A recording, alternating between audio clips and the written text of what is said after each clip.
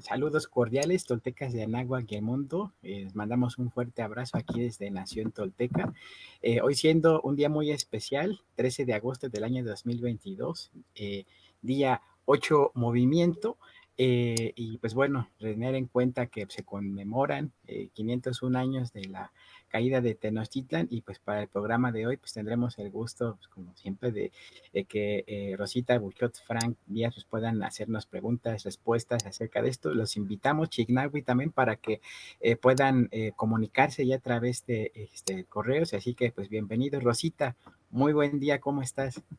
Ay, muchas gracias, muy bien. Saludos a todos que nos quedamos esperando este momento tremendo para continuar con lo que nos tocaba, que era Quetzalcóatl. Queríamos ver precisamente los avatares de Quetzalcóatl, a Quetzalcóatl como personaje. Pero lo vamos a mover, mis niños preciosos, porque se nos atravesó esta fecha muy, muy importante. La caída de la gran Tenochtitlan. Esto es un momento que sacudió toda Latinoamérica, lo que le llamarían ahora. ¿Por qué? Porque empezaron a caerse ya todos los imperios o naciones, como les quieran llamar. Por eso nos permitimos hacer un paréntesis y entrar y tocar este tema, pero no tocarlo quizás como dicen, no, pues un homenaje y en recuerdo. No, no, vamos a ver qué pasó, cómo pasó, para qué nos ha servido todo eso ahora. No nomás de sí, se cayó, ajá, sí, no. Pero eso, ¿qué nos puede repercutir ahora? ¿Cómo podemos tomarlo como una enseñanza, como prevenir, así como nuestros antepasados hacían sus profecías de acuerdo a lo que había pasado? Era muy importante, no eran profecías así, pues yo soñé y me dijeron. No, no, espérate, es porque si pasó esto en estas condiciones, lo más seguro es que se pueda repetir. Así como si tú te enfermaste porque comiste X, Z o Y o te enfriaste, pues se puede repetir eso si no pones atención en por qué te enfermaste. Nosotros como sociedad, ¿por qué nos podemos volver a enfermar? ¿Por qué podemos realmente padecer otra invasión, otra matanza? Yo quisiera en este programa, si nos lo permiten, hacerlo, profundizar un poco ese tipo de detalles para analizar lo que pasó, cómo pasó y en qué nos repercute o para qué nos sirve en la actualidad aprender eso. Pues como siempre, a quien le vamos a preguntar todo es a Frank Díaz, porque él como gran investigador y sobre todo que ha amado nuestras culturas y se mete hasta el tuétano y sigue leyendo, investigando y traduciendo, pues le tengo mucha fe. Mi querido Frank, ¿nos puedes? Buenos días, saludo, y yo quisiera abrir con la pregunta, ¿qué pasaba, qué condiciones había antes de la caída de la gran Tenochtitlan? Bueno, tú arráncate, te quiero, adelante, Frank. Saludos a todos, gracias por estar ahí, compañeros. Y Rosita, pues sí, tratemos de enfocar un aniversario como este desde una óptica más reflexiva, no solo hablar de lo que pasó. He notado que cada año, por lo general, desde las autoridades del país hasta las personas espontáneamente suelen conmemorar algunos aniversarios como este, pero eh, una vez que pasa la fecha, eso se quedó ahí. ¿Ves? Es simplemente un evento histórico. No veo que se articule con lo que está pasando ahora. Y no veo tampoco, fíjate, que se explique por qué pasó. Estoy viendo posiciones encontradas. Estamos hablando de la caída de Tenochtitlan. ¿Qué implica esto? La caída de Tenochtitlan fue el primer eslabón de una cadena de acontecimientos que terminaron con la destrucción de las dos civilizaciones originales de América. Tengan en cuenta que cuando llegaron los cristianos a América, había en el mundo que daba, sobrevivían 4 civilizaciones madres, es decir, 4 civilizaciones de origen, que no derivaron de ninguna otra. La de China, India, el Tahuantinsuyo en Perú y Anáhuac aquí en México. Pues bien, en unos pocos años, en menos de 12 años, quedaron a la mitad. Solo quedaron 2 civilizaciones originales. Todas las demás que hay son derivadas. La misma civilización cristiana es ya de quinta o sexta generación. Por lo tanto, se cerraron dos enormes ventanas culturales. Se cerró la mitad de las civilizaciones de origen y eso empobreció considerablemente a la humanidad desde el punto de vista cultural. Tú sabes que uno no echa de menos lo que no entiende, lo que no conoce, pero cuando empiezas a investigar estas civilizaciones que hay en América, te das cuenta que la pérdida fue mayúscula.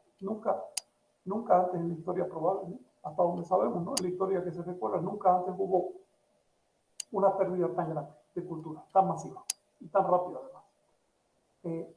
Y por otro lado, ese desajuste provocó digamos que reencauzó la historia de la humanidad por completo.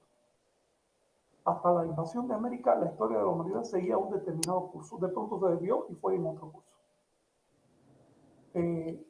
Y nosotros estamos ahora sufriendo y también disfrutando las consecuencias de ese desvío. Por ejemplo, gracias a ese desvío en la historia de la humanidad, nosotros tenemos Internet.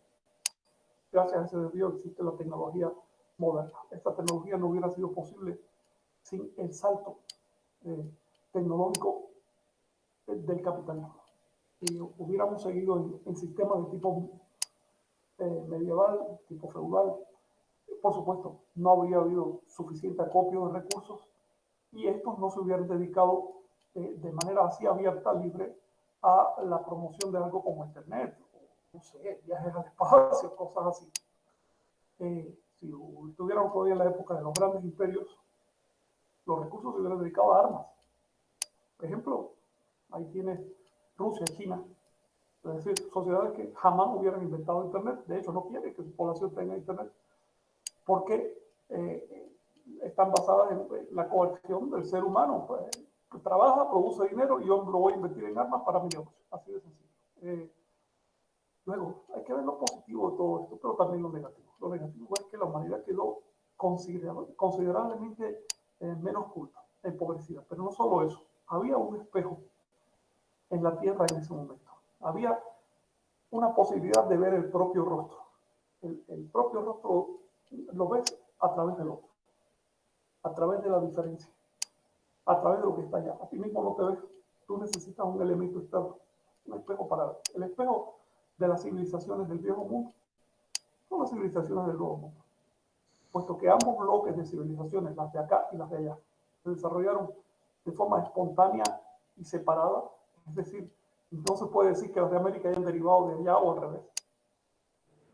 El hecho de que en ambos lados del planeta se haya llegado a la civilidad y se haya llegado a ciertos logros, tanto físicos, tecnológicos, como también filosóficos, morales, religiosos, ciertos logros, ciertos adelantos, lingüísticos, literarios, artísticos. Eso nos dice cómo es el ser humano en realidad.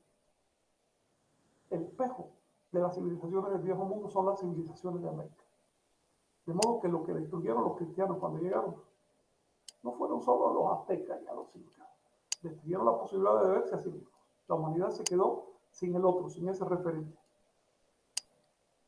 Y eso, me parece a mí, explica por qué la cultura en el viejo mundo empezó a orillarse cada vez más hacia un propósito materialista. Capitalismo es materialismo. Comunismo es materialismo, obviamente. Es decir, la reducción del ser humano a intereses mercantilistas. El ser humano como pieza de un proceso de producción o como pieza de un proceso estatal de conducción de la sociedad. El sacrificio del individuo en aras de una supuesta colectividad que solo existe en la mente de quienes diseñan esto, porque en la práctica cada uno de los individuos está sufriendo.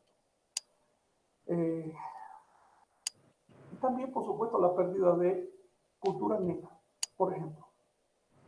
Al destruir las civilizaciones de América se perdieron miles de años de arte.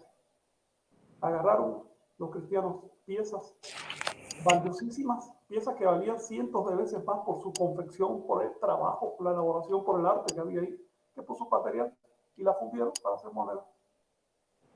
Así de simple. O para hacer lingote y guardarlo en un banco.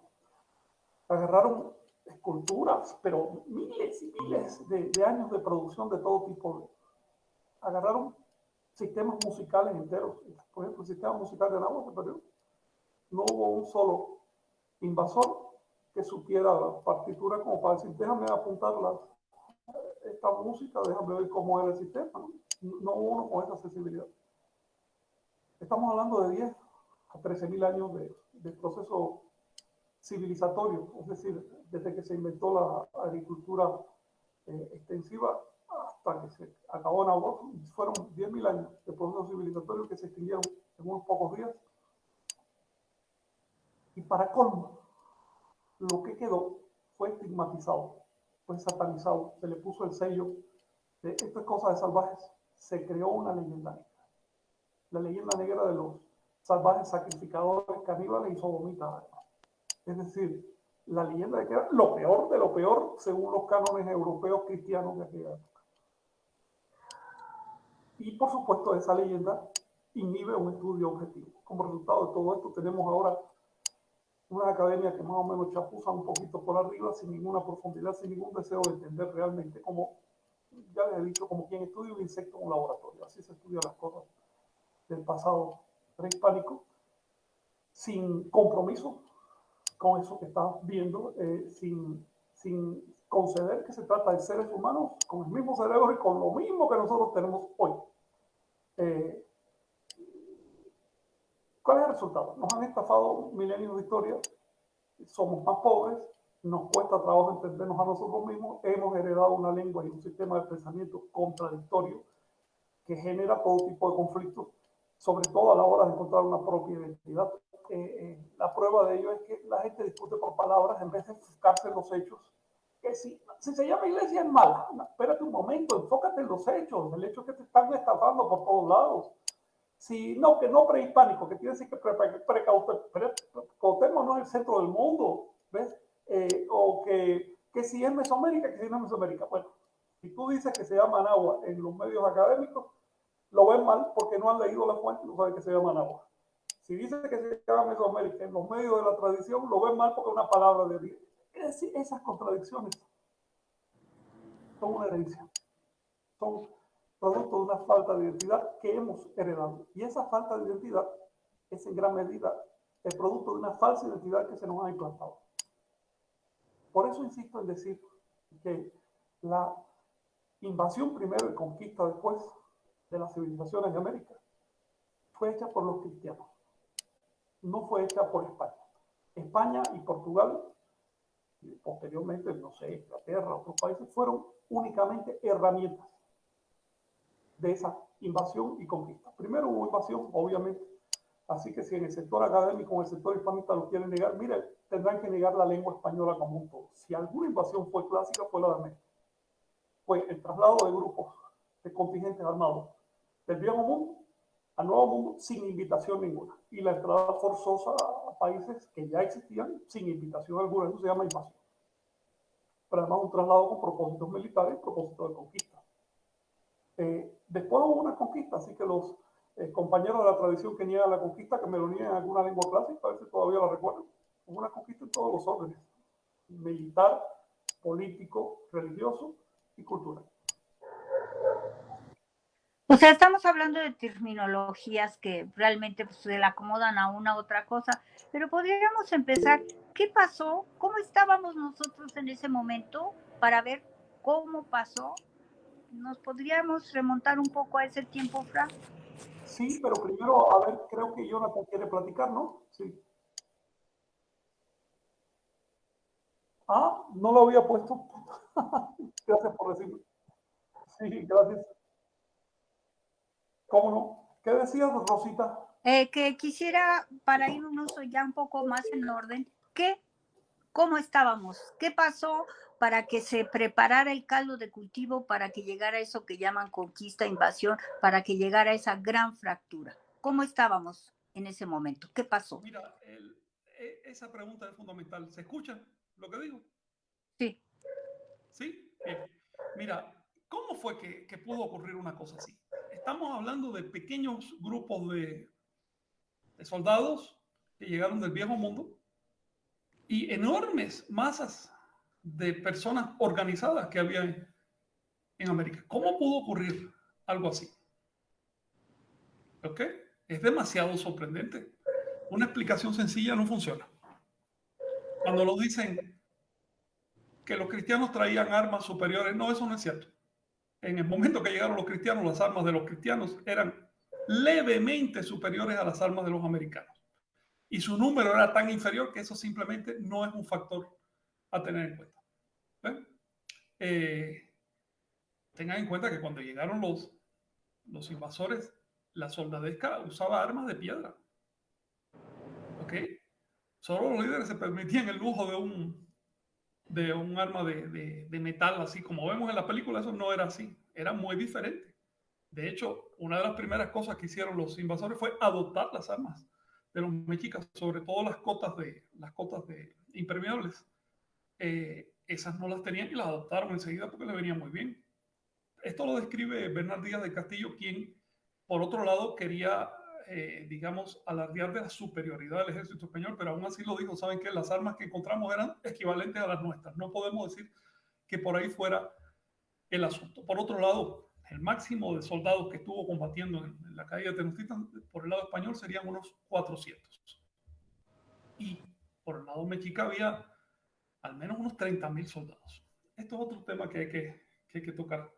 Se dice, y aparece así en internet, que los mexicas tenían un ejército muy superior a... No es cierto. El ejército mexica, como tal, tendría unos 30.000 soldados. Es la cantidad de hombres adultos y en condición de pelear que había dentro de la ciudad de Tenochtitlan. La ciudad de Tenochtitlan no pasaba de unos 150 a 160.000 personas. Esa era la etnia mexica tal cual.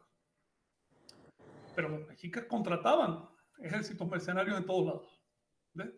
Así que en su época de esplendor ellos tenían un ejército de más de 120.000 personas. Pero a la hora de la caída de Tenochtitlan, ese ejército estaba en su casa, no estaba en Tenochtitlan. Así que no se trata de que un enorme grupo de mexicas haya sido destruido por una cantidad menor de tlaxcaltecas. No. En realidad los mexicas estaban en condiciones muy deterioradas. Primero, su ejército no era tan grande como se dice, era una cuarta parte de lo que se dice. Segundo, habían pasado la viruela un año antes, como unos 10 meses antes. Que mató a Cuitláhuac, ¿no? Mató a Cuitláhuac. Tercero, la muerte de Cuitláhuac dejó a ese ejército sin un general experimentado. Y por alguna razón, razones de familia también, porque era el sobrino de alguien, pusieron a Cuauhtémoc. Cuauhtémoc resultó un joven muy valiente, pero el valor no suple la experiencia. Necesitaba experiencia militar para poder... ¿Qué edad tenía Cuauhtémoc? ¿Te acuerdas? 24. Entonces, a ver, 24 años, una o dos batallitas pequeñas, por ahí escaramuzas más bien con los tlaxcaltecas, eso no basta para... Cuitláhuac era el hombre, pero murió. Fueron una serie de casualidades y de cosas terribles que pasaron. Cuauhtémoc hizo una resistencia formidable dentro de lo que podía hacer, pero con esos mismos recursos hubiera hecho 10 veces más de haber tenido la experiencia. Eso hay que tenerlo en cuenta. En otras palabras, no es nada sencillo entender qué fue lo que pasó ahí. Decir que se trató de la superioridad militar europea, eso es un mito. En realidad lo que hubo fue una guerra civil. Una guerra civil. La mayor parte de los soldados que atacaron Tenochtitlan eran tlaxcaltecas. Así que vamos a pasar, fíjate que la descripción de lo que pasó nos va empezando a mostrar el lado de la moraleja de la historia. Es decir, ¿dónde estuvo el problema? Los tlaxcaltecas no hubieran atacado a los mexicas y los mexicas no hubieran atacado a los tlaxcaltecas desde 90 años antes, imponiéndole un bloqueo bastante, digamos, brutal. Un bloqueo comercial. Comercial de alimentos. ¿Ves? Como Tlaxcala estaba rodeada, los mexicas simplemente le hicieron bloqueo. No querían conquistar Tlaxcala, lo hubieran podido hacer en cualquier momento, pero no quisieron hacerlo. Porque, primero, el sistema político de Anáhuac no permitía conquistar de esa manera tan brutal como hacen las naciones cristianas. No. Primero había que hacer una alianza, un pacto, llegar a un acuerdo, entrar a una comunidad, cosas así. Y los tlaxcaltecas no quisieron, se pusieron en sus 13. Segundo, porque los mexicas, hay que tener en cuenta esto, los mexicas agarraron el poder a las malas. ¿Ok?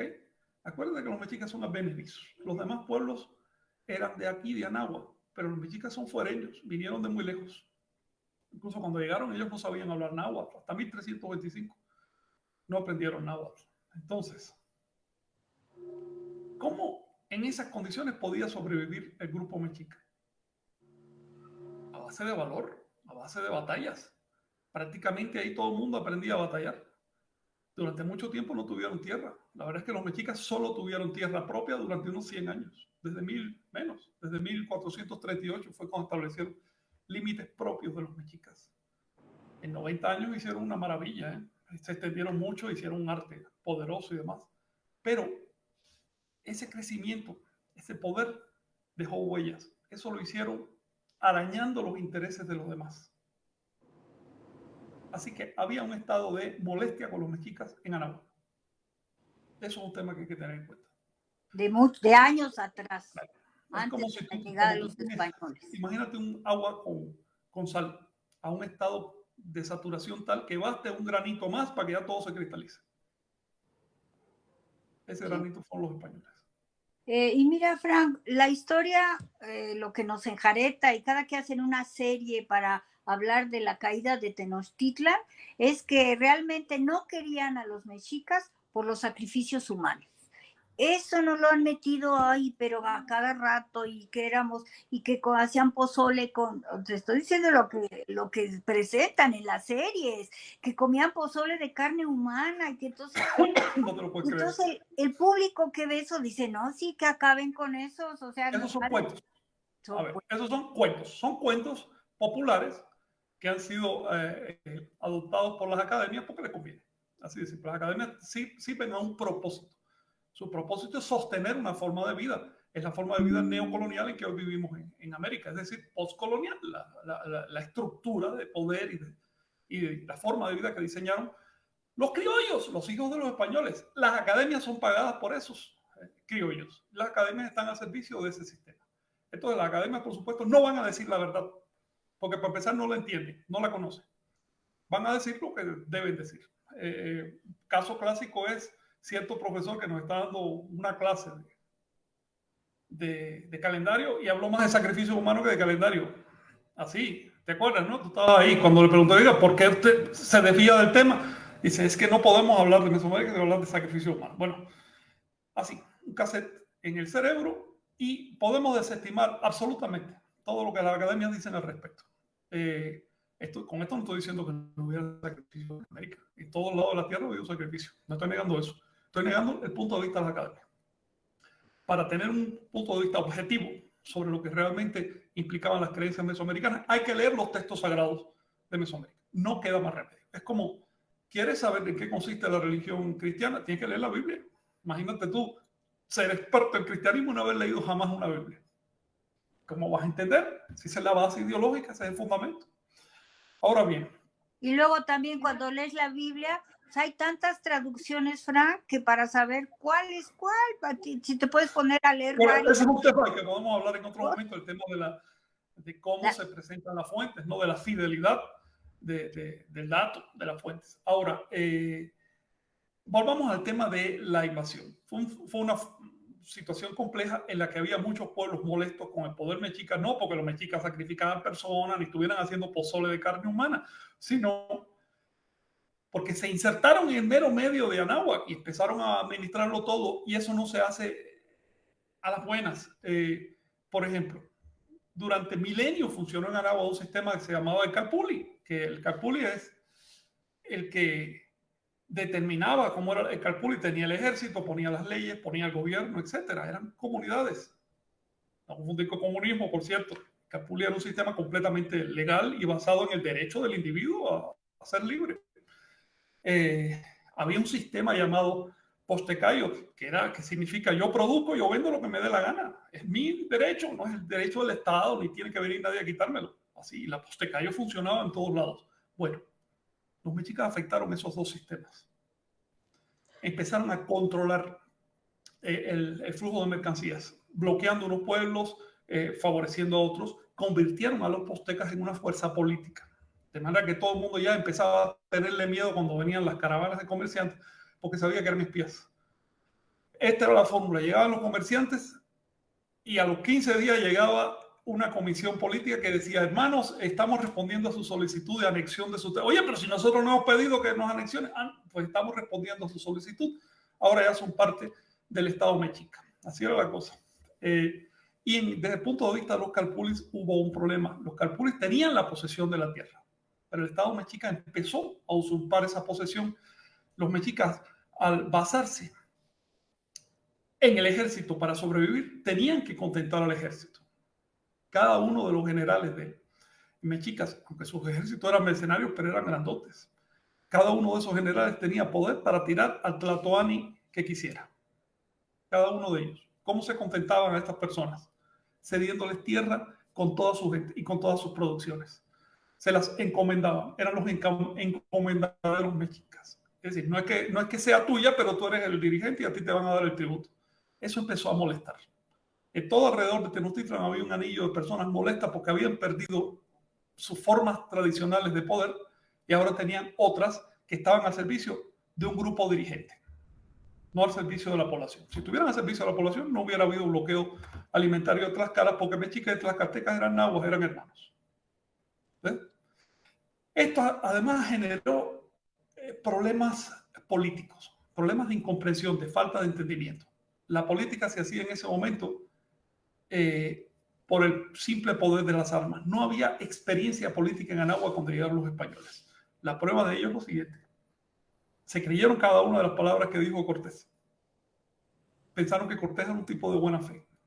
No se dieron cuenta que cuando hablas en política tú tienes que presuponer que el otro está mintiendo. Fueron a sentarse en las mesas de conversación sin tener ningún poder del lado de acá. No entendieron que para hacer política tú tienes que ir con un poder. Si no tienes un poder, no te metas a negociar. ¿Ves? Confiaron excesivamente en el poder anahuaca, porque dijeron, bueno, son 4 gatos que llegaron del otro lado del mar, ¿qué pueden hacer? Pero hubo otro factor más y fue el factor religioso. La religión en Anáhuac tradicionalmente había tenido como sede, como meca, como el Vaticano de Anáhuac era Cholula. Durante más de 7 siglos ya, Cholula era la sede del poder religioso. Y el poder religioso funcionaba como el aceite para un auto. El auto no solo se mueve con el combustible. Si fuera con el combustible, lo desbarata el motor. Requiere algo que suavice todo esto, que permita que las cosas fluyan. Esos eran los sacerdotes. Los sacerdotes no tenían armas, no tenían dinero porque eran monjes, no podían tener posesiones personales, no tenían hijos porque para evitar que los hijos de los sacerdotes heredaran los templos. Lo único que tenían los sacerdotes era el poder de la fe, el poder, vamos a decir así, espiritual. Estoy usando los términos entre comillas. Pues bien, la fe de los anahuacas se centraba en torno a la figura de la serpiente emplumada. Los mexicas eligieron otro profeta que se declaraba avatar de la serpiente emplumada, pero era otro profeta, Huitzilopochtli. Por lo tanto, no le convenía a los mexicas que el centro de poder estuviera en Cholula. Ya desde 1438, Tlacaele, que no por casualidad era primo del gobernante mexica, porque era de familia, Tlacaele se autonombró Cihuacóatl, lo cual fue una perversión de las instituciones religiosas. La institución religiosa hasta entonces era así. La, digamos, iglesia o el edificio eclesiástico anahuaca, tolteca, se sustentaba sobre un hombre y una mujer. Se llamaba Cihuacó, el que sacó. El que sacó es la Cihuacó. Bien. Tlacaele usurpa eso. Trató de desplazar el poder religioso a Tenochtitlan. Muchos pueblos lo aceptaron por miedo a los mexicas, otros no. En la clerecía de Cholula siguió fuerte, pero empezó a caerle mal a los tlaxcaltecas y a los mexicas. Fíjate qué curioso. Eran enemigos tlaxcaltecas y mexicas, pero a su vez eran enemigos de Cholula. Por eso ya desde 1519 Cortés llegó y asesinó a los sacerdotes de Cholula. Y ni tlaxcaltecas ni mexicas dijeron una sola palabra. De hecho, estuvieron de lo más contentos con eso. En ese momento, ¿qué pasó? Cortés le tomó la medida a los líderes políticos de Anáhuac. Y estoy diciendo no a los anahuacas, sino a sus líderes políticos. Había un divorcio entre la población en general y los líderes políticos cuando llegaron los españoles, cuando llegaron los cristianos. Cortés dijo, ¿sabe qué? Acabo de matar casi 6,000 sacerdotes toltecas en Cholula, impunemente, no tenían ni armas ni nada. Y Tenochtitlan nos manda cargadores con comida y los tlaxcaltecas están de lo más contentos, quieren hacer alianza. Ah, pues esto es pan comido. Y el resultado es que empezó a cabalgar por todos lados y todos lados se volvieron enemigos entre sí y todos se cayeron a mordidas, y una vez que terminó la guerra, que fue civil, Cortés heredó los beneficios, se autonombró marqués y comenzó a administrar, más o menos intentó administrar toda la agua, aunque a él también se le desmoronó ese imperio rápidamente. ¿Alguna cuestión? Sí. Llega, vamos nada más a aclararle un poco a los que son nuevos. Es muy interesante que en nuestros gobiernos había un hombre y una mujer, era la Cihuacóatl. Ese Cihuacóatl que nos menciona Frank de Tlacaelel fue el primer hombre que se volvió Cihuacóatl, que tomó la representación del área que competía a la mujer. O sea, ya era un cambio drástico para nuestras naciones, el ir imponiendo y el ir trastocando las cosas que ya estaban establecidas para un orden de una sociedad. Por eso fue que también muchos pueblos empezaron a ver mal a los mexicas, que eran los habitantes de la gran Tenochtitlan que estamos diciendo que cayó. Le quitamos gran si quieren, pero la Tenochtitlan. Adelante. Déjame matizar esto. Ya desde el siglo XI después de Cristo hay evidencia de que este asunto de la Cihuacóatl se manipulaba machistamente, te voy a decir. No había tanto machismo como entre los cristianos, pero sí había un cierto machismo ya en el periodo postclásico. Lo notas en el hecho de que prácticamente ninguna mujer llegó a ser gobernanta ya después de 1100. Y lo notas también en este tema. Hubo intentos de manipular esa organización religiosa, porque el que maneja la fe de un pueblo maneja al pueblo. De eso se trata. La religión, si bien en sí misma es un intento cultural legítimo, es fácilmente manipulable. Si existen intereses dictatoriales en los gobiernos, lo primero que hacen es manejar la religión, ya sea crear una nueva o someter las que existen y demás. ¿Por qué? Porque el pueblo suele seguir con más fidelidad lo que dice el cura o lo que dice el sacerdote, como le llamen, que lo que dice el mismo político. Por eso es que, por ejemplo, en México y en los países civilizados hoy, no se permite el vínculo entre religión y Estado, porque podría pervertir la política, ¿ves? Ahora, es muy fuerte la religión, incluso en la fecha, lo que está invadiendo nuestras comunidades y vemos que sí. pueblos es la Ya que lo mencionas, podemos saltar al qué hacer con esto. ¿Para qué cayó Tenochtitlan? Mira, cuando estábamos aprendiendo a caminar, ¿sabes cuántas veces nos caímos cada uno de nosotros? Cientos o miles de veces. Cientos o miles de veces. ¿Para qué nos caímos? Para aprender a caminar. Sin saber, sin atrevernos a levantarnos después de cada caída, no hubiéramos caminado. Es decir, las cosas tienen, primero, un por qué ocurren y segundo, para qué ocurren. Es decir, ¿qué le voy a sacar a esto? Hablar de la caída de Tenochtitlan como algo que pasó en la historia y que a mí no me interesa es no entender en absoluto cómo funciona la historia. Te voy a decir lo que pasó. Después que cayó Tenochtitlan, los españoles tuvieron un bastión ya con autoridad, ya de un siglo, para imponer su dominio. Lo primero que hicieron, por supuesto, fue contratar a las tropas mexicas. Las tropas mexicas, no las tlaxcaltecas, fueron las que invadieron y conquistaron los demás estados de Anáhuac. Fueron las tropas mexicas, no las tlaxcaltecas. Los tlaxcaltecas, bueno, recibieron un título, unos beneficios que les dio la corona española y se retiraron de la contienda, entonces lo tomaron los mexicas. Una vez que se fue extendiendo este bastión, empezaron a pelear en el oro del Perú. ¿Ves? Y a los con la misma táctica, ¿no? Sí. Aunque allá fue todavía más brutal y más rápido. Fue así.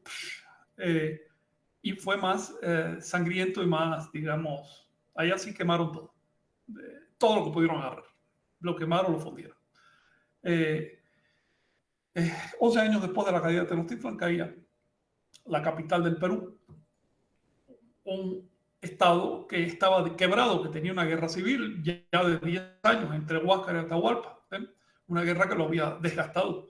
Pero bueno, eso es un tema aparte que podríamos analizar un día. Pero el caso es que cayendo Tenochtitlan, comienza Nueva España. De hecho, cae Perú, se extiende Nueva España. En Perú, los cristianos, los españoles, encontraron mucho oro. Mucho, mucho, mucho. Estamos hablando de mucho más de que había en Europa completa en toda esa época. Pues las iglesias europeas están llenas de oro de América. Fueron milenios de extracción de minerales por parte de los peruanos, porque esa zona es muy rica en minerales, acopiados en obras de arte, cosas que fueron fundidos, transformados en lingotes y mandados para Europa. ¿Qué hizo eso? Eso compró el capitalismo, hombre. El capitalismo empezó ahí. El capitalismo se pagó por esa cantidad enorme de recursos que apareció de pronto por los metales de América. Inmediatamente después obligó a esclavizar a África, porque tú necesitas mano de obra para producir cosas, para poder comprar cosas con esos metales. Y así comenzó la burbuja de producción y consumo. Y esa burbuja fue alcanzando su propio desarrollo hasta llegar a la actualidad. Estamos viviendo en una situación en que vale la pena reprocesar el planeta completo para venderlo. Así, sin pedirle permiso a nadie. Ya hay potencias que se sienten dueñas de planetas, ya en este momento, sin pedirle permiso a nadie. Como si tuvieran derecho por el solo hecho de tener fuerza, ¿no? Entonces, estamos heredando una situación que se detonó justamente con la caída de Tenochtitlan. Entender por qué cayó Tenochtitlan nos permite entender la situación actual. Y como tú mencionaste, fíjate, es curioso cómo se repiten las cosas. Por no entender lo que pasó en ese momento, estamos viendo ocurrir. Y en formas muy similares. Ahora no tenemos 400 españoles con unos tlaxcaltecas, no. Ahora tenemos cientos de miles de predicadores y de gente de todo tipo que vienen a conquistar corazones al tercer mundo para sacar dinero. De eso se trata, de mantener el sistema. Porque ninguna de estas sectas viene con otro interés, es para sacar dinero. Bueno, déjenme no ser absoluto. Hay de todo este mundo y hay religiones y iglesias que son buenas personas y realmente tienen buen interés. Sin embargo, no se trata de lo que haga el individuo, lo que haga, que si es adventista, que si es bautista, que si es mormón, pueden ser buenas personas, pero son parte de un sistema. Son parte de un sistema que avanza sobre otro sistema. Son parte de una civilización y de una cultura cristiana como bloque que está avanzando sobre todo lo demás, porque la civilización cristiana no puede tolerar la existencia de otras. Es un problema de fondo que tiene. Es el problema que la va a matar, por supuesto. Digamos, si un virus llega a ser tan agresivo que mata a su propio, al organismo que parasita, obvio, el virus también se muere. Eso es lo que pasa con la civilización cristiana. Cuando estamos hablando del rescate de las raíces, de mantener, de sostener, de rescatar lo que queda de 10.000 años de esfuerzo civilizatorio y de actualizarlo y desarrollarlo y seguir para adelante, estamos incluso haciéndole un favor a la civilización cristiana. Si sigue aborazándose sobre el mundo, cada vez va a caer en mayores contradicciones, en mayores problemas, porque no puedes hacer eso sin violar los derechos de los demás.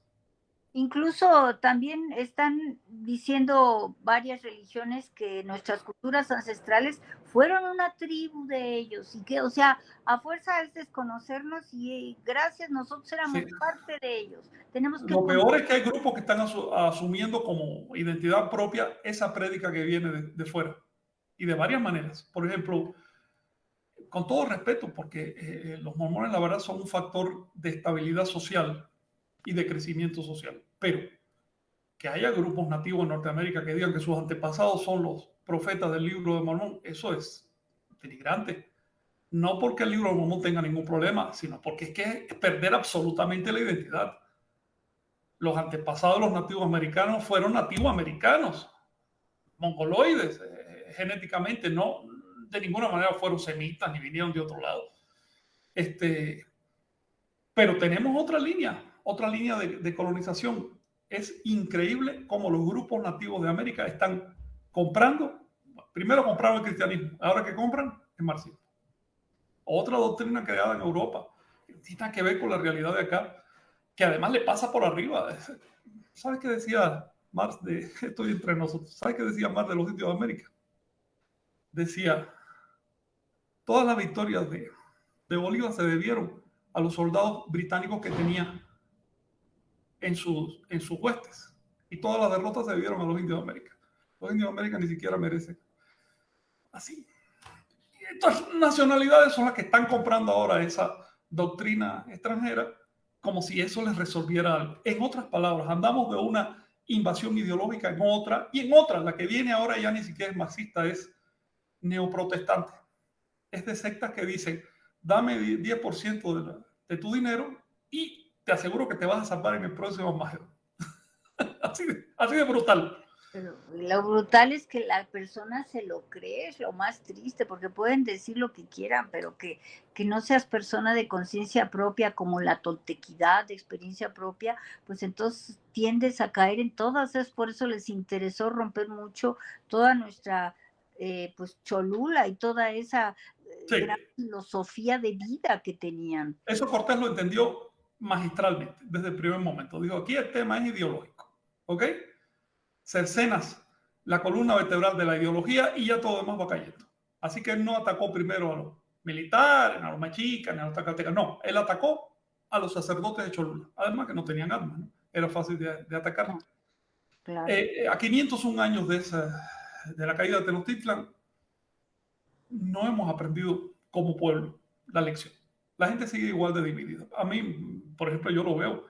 Cuando hablo del rescate de Anáhuac, constantes me dicen, pero si tú no eres mexicano, como si Anáhuac fuera México, o como si se redujera a México. Así de Anáhuac, Cuba, es decir, la gente no ha aprendido la lección. La división ocasionó la invasión y conquista, y la división está ocasionando de nuevo una conquista. Y en esta conquista ya no es como la de los católicos, que por lo menos toleraron un poco, no sé, mínimo, no dinamitaron las pirámides, vaya. No, la que viene ahora sí va a dinamitar pirámides y se está tratando de destruir. Hasta la cabeza de Olmeca, que son un bloque redondo de piedra, las han tratado de destruir y tú lo sabes. La conquista que viene ahora es muchísimo más dura y va a acabar con lo que queda. A menos, por supuesto, que se haga algo. Para poder hacer algo efectivo, lo primero que hay que hacer es entender qué fue lo que pasó. Si tú no tienes conciencia de tu historia personal, tú no tienes identidad, no tienes recursos para actuar en este momento y proyectar un futuro. Así que primero entender qué fue lo que pasó, causas y efectos, dónde estamos en la actualidad, no dejarnos engañar por doctrinas extrañas. Si vienen de fuera y te dicen, no, el problema tuyo es que el capitalismo como resultado de la evolución. Mentira, eso fue un robo. Se trató del robo de los metales de América y del sudor de África. No me vengan con historias. Sin ese robo no hubiera ocurrido eso. Y si te vienen con mensajes salvadores mesiánicos por el estilo de tienes que someterte al Estado 520 años más para llegar al comunismo, eso es un cuento, eso es una tranza. O si te dice, me das tu dinero y te saco del Armagedón, eso es una tranza, señores. No va por ahí. Nos salvamos nosotros mismos si queremos, y si no, no va a haber nadie que nos salve. Si cedes tu poder, si cedes tu alma, estás perdido. La enseñanza que podemos obtener de la caída de Tenochtitlan es que hace falta unidad, y la unidad no se trata de hacer reuniones entre compañeros y votar, no va por ahí. La unidad sale de adentro, la unidad la descubre uno mismo cuando trabaja en uno mismo. La unidad es ir a la esencia, no es estar de acuerdo con lo que hace cualquiera. La unidad es encontrarse a uno mismo. Si te encuentras a ti misma y si yo me encuentro a mí mismo, formamos unidad. Cuando tú tienes hambre, tienes la misma hambre que siento yo. Cuando tienes ganas de bostezar, tienes la misma ganas de bostezar que siento yo. Esa es la unidad. No es ponerse de acuerdo con elecciones, ni con votaciones, ni nada. No estoy diciendo que no se deba hacer algún tipo de organización social, pero primero hay un trabajo interno.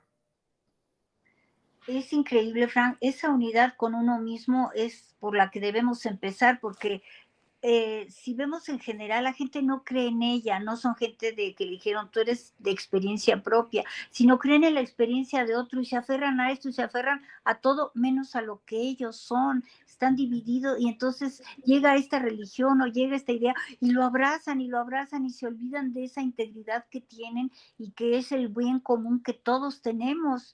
Estamos muy fraccionados como seres humanos y sí, esa unidad la necesitamos primero con nosotros y luego por nosotros. Esa es la comuna. Mira, tú has mencionado una palabra importante, clave en todo este proceso de entendimiento de la propia identidad y de propio ser: creencias. Creencias. En Ganao había una fe, si se le puede llamar fe. No era la fe en fantasmas, sino la fe en el sentido de que habló Jesús, la fe de mover montañas, ¿no? O de construirlas. Había una fe basada en la experiencia propia. Esto es una de las cosas que más recalcan en los textos de los huehuetlatoles y los textos prehispánicos en general. Tener experiencia propia y sobre eso basar la fe, no sobre creencias. Eso fue sustituido por un sistema de creencias que todavía agobia al ser humano. Es increíble que este siglo XXI y la gente que cargue sacos de creencias tontas, como la creencia de que si yo no cumplo con lo que me dice el sacerdote, me van a mandar al infierno todo, o viene el Armagedón y me va a quemar. Entonces, y ya no planean su vida, ni son responsables de su vida, todo se lo echan a claro, es decir, lo que diga el vecino, lo que diga mi mamá, lo que diga claro, sacos de creencias. lo que diga la farmacéutica. Claro. Si estás cargando toda la vida un saco de creencias, no tienes tiempo para tener la mente en paz y observar las cosas con objetividad. Las creencias no son solo las creencias religiosas, digamos, establecidas. Todo tipo de creencia finalmente es una creencia religiosa. Si tú sabes eso y lo estás adoptando a conciencia, puedes usarlo, no hay problema. Pero si no lo sabes, te usan a ti. Es lo que pasa, por ejemplo, con la creencia de que en América Antigua solo había salvajes. Es una creencia antropológica. Es un dogma de fe, no es una cosa basada en la evidencia. Y por esa creencia que está pasando hoy, que tenemos academias enteras y mucho dinero que se va por ahí, prácticamente nada. Dentro de 500 años van a mirar para atrás y van a decir, oye, los salvajes eran aquellos que dejaron en el siglo XXI destruir lo que quedó de toda una civilización. ¿Ok? Tú puedes entender los cristianos que llegaron en el siglo XVI, que acababan de salir de la Edad Media y estaban con la cabeza llena de fantasmas, pero que esto vuelva a ocurrir en el siglo XXI es bastante grave. Entonces, la lección de la caída de Tenochtitlan es que hay que entender las causas sutiles de los problemas, no simplemente dar palos de ciego, ¿no? Esto no me gusta y voy a rechazarlo. Y no, estudia las causas sutiles, las causas profundas, trata de ver, de articular la historia y trata de entenderte a ti mismo en la historia. Cada uno de nosotros, de los que está escuchando este programa, tiene la lengua española incorporada. La lengua española es cristiana. La lengua no se incorpora así, digamos, de manera abstracta, ¿no? Viene con toda una carga de ideología. Cada una de las palabras que usamos tiene significado, los significados son ideológicos. Así que todos nosotros vivimos en una sopa cultural. Para poder entender una cultura ajena como la nahuaca, tenemos primero que saber que estamos en una sopa cultural. Una de las cosas más comunes en las páginas que mantengo es lo siguiente. Personas que vienen a acusarme por usar una palabra español, pero lo hacen en español. No se dan cuenta que están viviendo en una sopa cultural. Por lo tanto, esa sopa cultural los manipula.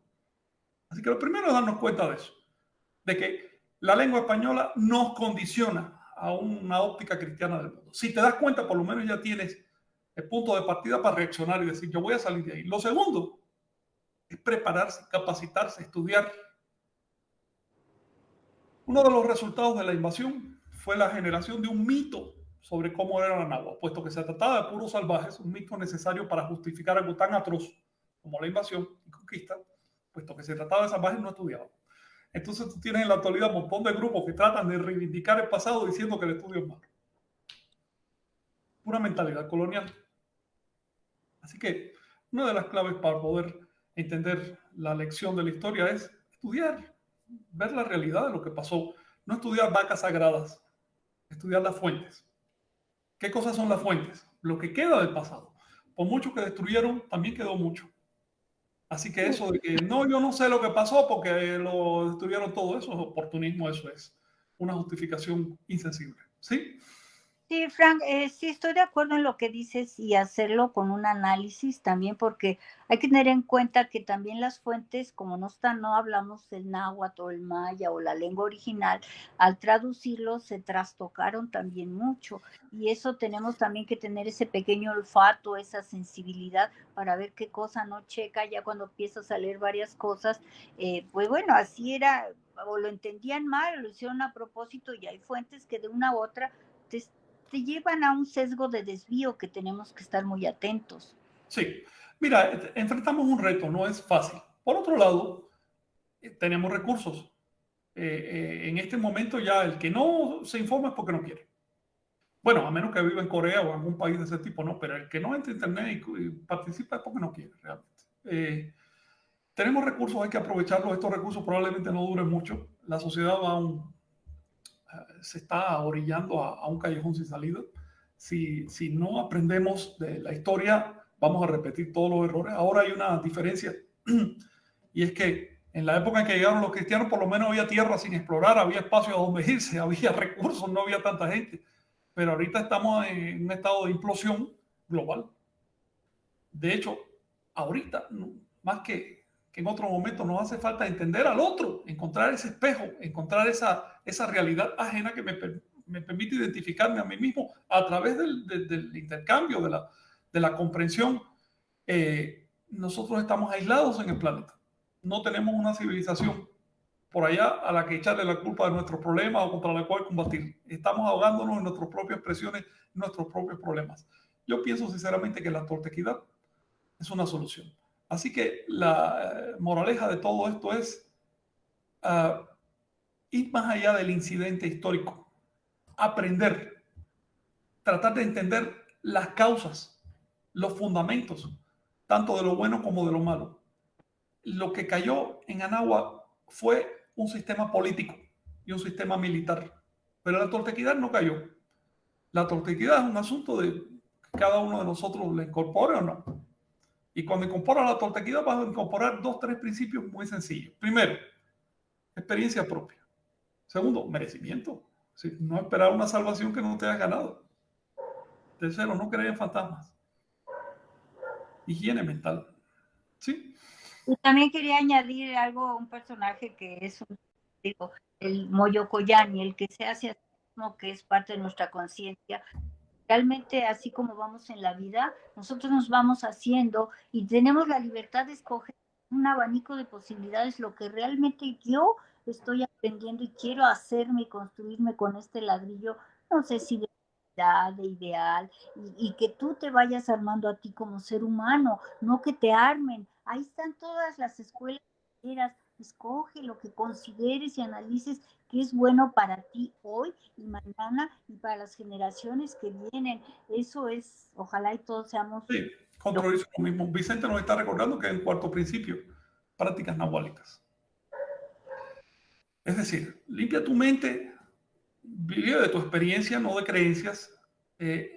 Sé un merecedor, es decir, inténtalo. No te quedes achantado que venga otro a resolver este problema. Y cultívate. Cultívate internamente, primero. Si te queda energía, cultívate también externamente.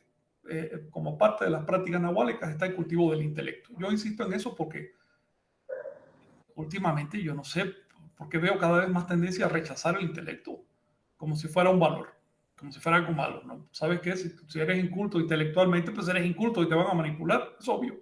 Así que hace falta todo un sistema de cosas para poder encontrar un centro y a partir de ese centro encontrar una realización. La realización es individual y social. Es una interacción. No puede ser tampoco solo que yo estoy aquí en la montaña y me voy a iluminar como un Buda. Eso no existe. Eso solo existe en los cuentos, en los mitos. Eso no es real. La realidad es que somos interacción social. Si nos entendemos a nosotros mismos como personajes, como sujetos de la historia, vamos a encontrar ese centro. Vamos a ser proactivos. Vamos a contribuir con esa propia historia. Vamos a descubrir que no somos terminales, que somos piezas, somos elementos de contacto. ¿Alguna cuestión, compañeros? Pues no sé, Fran, si quieras que vayamos viendo, bueno, las preguntas y luego vamos viendo que vamos para el otro programa. Por la hora, ¿cómo vamos, Vicente? Ya estamos ahí. Sí. Estamos orando, así que Chignahui, comentarios, preguntas, por favor. Sí, hay varios. Bueno, primero saludar a Mati, que está en Argentina, Carlos Bravo desde Chiapas, J.C. Carrillo desde El Salvador, Ips Swishing, algo así, y Juan Enchinga desde la costa oeste de Canadá, Iván Ruiz también anda por acá, un saludo, Gonzalo Alba, Alejandro R. Díaz, por ejemplo, acá nos dice Mati que vamos a usar ahora la lengua española para unificarnos todos, como, bueno, la colonia nos tiene dividida, entonces con esa nos podemos comunicar y bueno, aprender también las lenguas originarias, ¿no? Nos pregunta Juan Enchinga, dice, ¿cómo afectó la caída de Tenochtitlan a las naciones autóctonas del norte de México? Bueno, yo pienso que sería esto en general a todas las culturas, y si hay alguna crónica de cómo lo vivieron allá en el norte. Fíjate que, mira, a los cristianos les interesaba, según decían, conquistar las almas extender su mensaje, pero curiosamente fueron sobre las naciones ricas de América, no sobre las pobres. En el norte, por su forma de vida, porque eran, bueno, no eran nómadas, pero digamos, no eran tan sedentarios como acá, pues no habían tenido tiempo a acumular metales, y pues a los cristianos se les olvidó que también eran almas de Dios, ¿no? Entonces los católicos prefirieron concentrarse en lo que es México y Perú. Es una cosa increíble. Pero los ingleses y el área protestante del norte de Europa se dieron cuenta que había toda una oportunidad. No se trataba ahí, ya en Norteamérica, no se trataba de conquistar almas para el Señor, sino de extinguirlas para conquistar la tierra al servicio del Señor. Entonces se fueron para allá a exterminar indígenas. No quedaron crónicas propias de los indígenas escritas, quedaron fuentes orales, pero muy distorsionadas. La tradición en Norteamérica, la tradición oral es simplemente ya casi ha desaparecido. Quedan algunos elementos, pero ha sido demasiado distorsionada por los protestantes y después por la nueva era. Se han inventado tradiciones enteras, se han inventado cosas que no son originales. Ha habido intrusión también de iglesias. El caso mormón, los mormones con toda la buena fe, pero están encaprichados en que estos nativos americanos son sus propios ascendientes y están tratando de adaptarle la historia, y con eso lo que hacen es destruir la historia que realmente tienen. Y por supuesto el grupo dominante, el grupo con más poder, termina imponiéndose. Entonces, en el norte realmente ya, bueno, todas las nacionalidades del norte juntas son menores que cualquier nacionalidad pequeña de México. Con eso te puedes imaginar. ¿Ves? Por otro lado, viven en un sistema, herencia del cristianismo protestante, que no admite en absoluto la presencia de nativos. Por eso lo reservaron ahí a los desiertos, pequeñas reservas, les metieron casinos para que se mantengan y se destruyan moralmente. Y la esperanza de ellos es que simplemente desaparezcan. De ninguna manera el caso de la nacionalidad del norte es patético. Ahorita que se complicaron con cuestiones políticas, es todavía más patético, se están desintegrando. El único baluarte que les quedaba era la iglesia nativa norteamericana, fundada hace, te voy a decir, 108 años. Es el único baluarte que les quedaba y está haciendo agua, se está quebrando por razones políticas y económicas. De manera que, si queda alguna esperanza para la herencia de los pueblos de Norteamérica, de Canadá, de Estados Unidos, es a partir de lo que se haga en México. Así yo lo veo. No creo que tengan fuerza social suficiente y recursos como para hacerlo por allá. No ha quedado un solo códice, no quedaron muchas evidencias materiales, lo que había fue destruido. En fin, es a partir de lo que sea acá en México. Bueno, me refiero a toda Mesoamérica, ¿no? Sí. Sí, Adelante. sí, también otra muy interesante de Omey. Dice, el capitalismo, como la secta cristiana que es actualmente, tiene como sacerdotes empresarios que invierten en viajes interplanetarios, pues su planeta ya no les alcanza para realizar sus humanistas propósitos. Por eso, de la regulación y preservación ambiental. Dice, la miopía de estos personajes sería el resultado de omitir a conveniencia el realizar un análisis honesto de la historia, y en ese escenario, ¿qué papel tendría la región en el escenario geopolítico actual? Mira, Omey, sé que ese es un tema que a ti te gusta, estás estudiando mucho. ¿Tú te has dado cuenta de hasta qué punto la religión es la que mueve los hilos en la historia de la humanidad? Los políticos piensan que son ellos, no son ellos. Los políticos solo reflejan unas expectativas, unas necesidades culturales de la población, que por supuesto es manejada por la religión. La religión es un factor positivo mal utilizado. Es un factor positivo, ¿por qué? Porque si tú te fijas en la historia de la humanidad y quitas todos los elementos religiosos, los mitos, los héroes, los libros sagrados, los templos, ¿qué queda? Queda un mono, o en el mejor de los casos, un homo erectus en una choza. ¿Ves? Ha sido un factor de civilización, pero también ha sido un factor de dominio, incluso de abuso del ser humano. Es inevitable, no puedes obtener algo sin dar algo a cambio.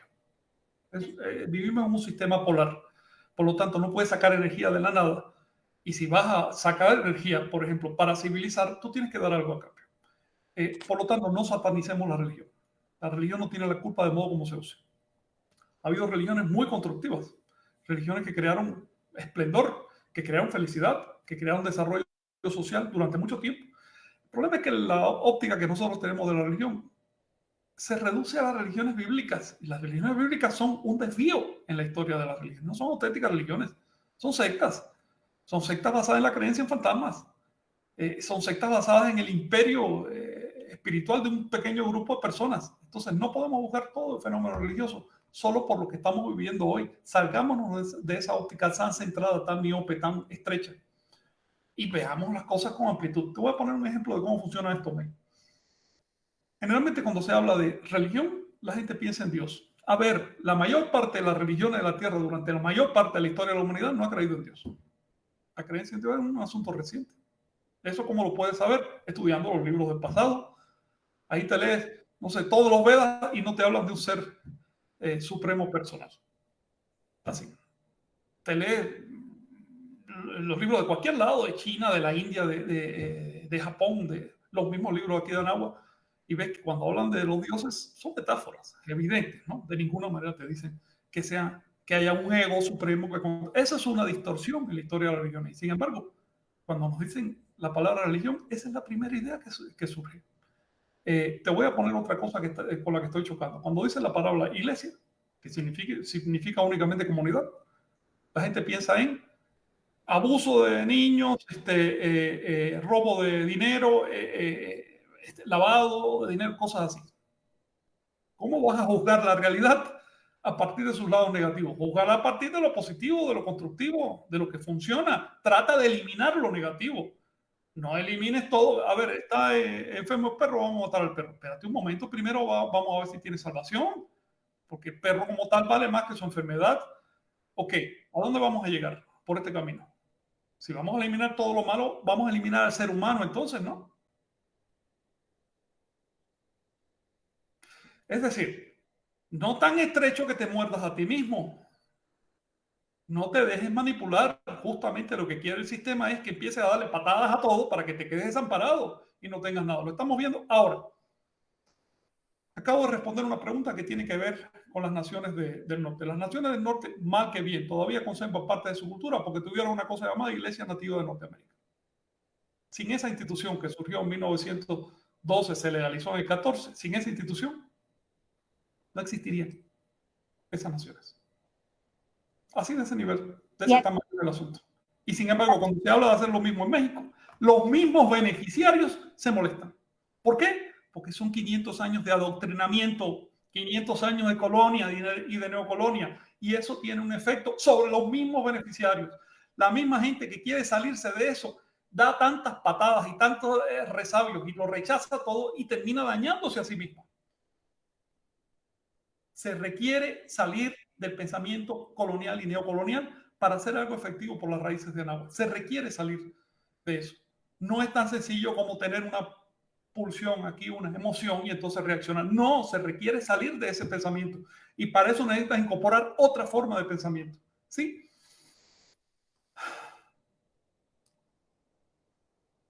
Chignaui, ¿algo más? ¿Algún saludo? ¿Alguna pregunta para cerrar? Pues, bueno, más que nada ya saliendo un poco del tema para recordar, bueno, estamos en Nación Tolteca, pero nos escriben también de Iglesia Tolteca.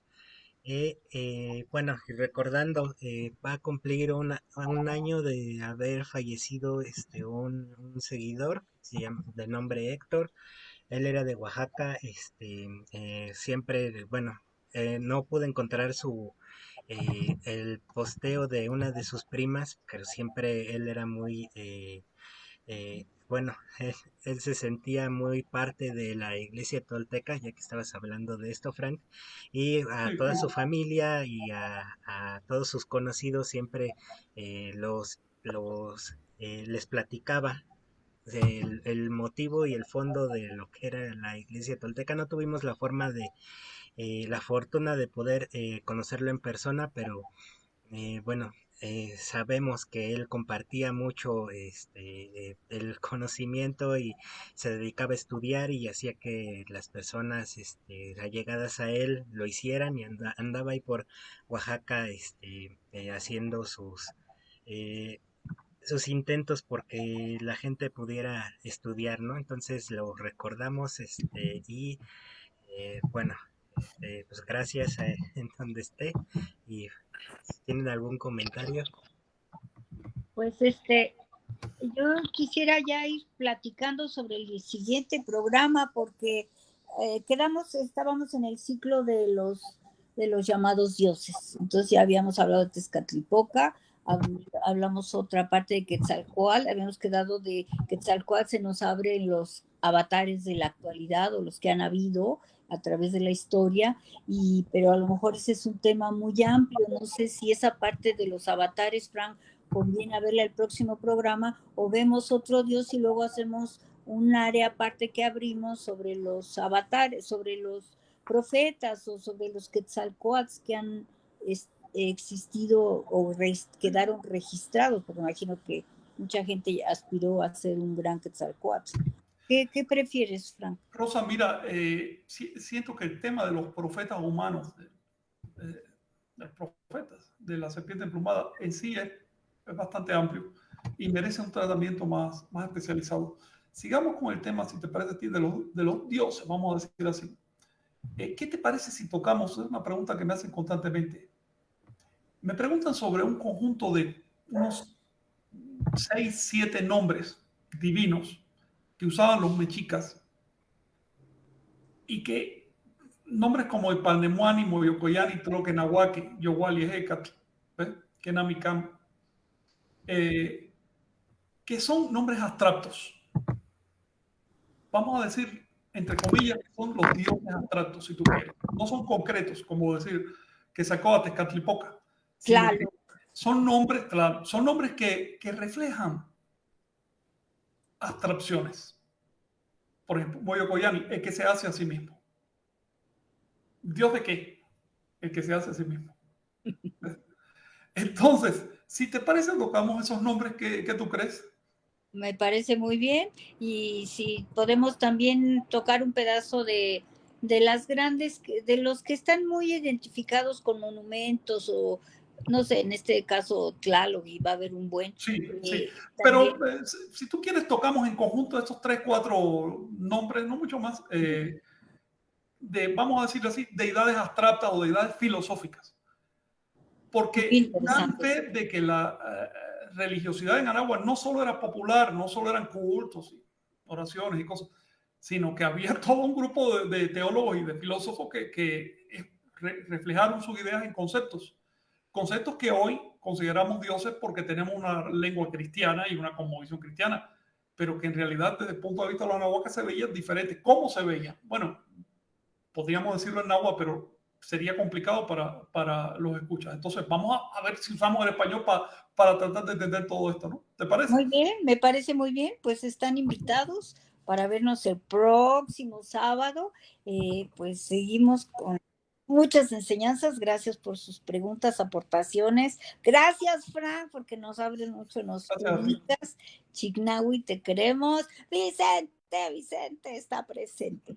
También un fuerte abrazo y recordarles que, bueno, se cumple también un año de la presentación del libro de Frank, El último avatar, de Quetzalcóatl. Les dejaremos también ahí la charla para que vean, ¿no? De qué trata, que nos explique Frank justamente cómo fue que se llegó a este gran esfuerzo, ¿no? Que ha realizado de investigación a lo largo del tiempo, y que, pues bueno, ha estado ya también a disposición de ustedes en diferentes tiendas. Bueno, es importante acercar para conocer ese trabajo. Hay otros más que también está realizando, y pues bueno, si se mantienen pendientes de los avisos por la disponibilidad de los materiales, pues sería excelente. Y bueno, pues si están aquí en Ciudad de México, y si pues tienen oportunidad, el día de mañana termina esta gran exposición, La Grandeza de México, en el Salón Iberoamericano de la SEP, también en el Museo Nacional de Antropología, piezas únicas que pues vale la pena reconocer. Y pues bueno, hoy siendo un día tan especial en el que tenemos esta oportunidad de cambiar y de trascender, de aprender y de compartir, pues de nuevo muchas gracias a todas y a todos, y pues por acá nos veremos la siguiente sesión. Un fuerte abrazo. Gracias, Rosita. Besos de la Buchot, de Frank, de Vicente y China. Gracias. Bye. Chao.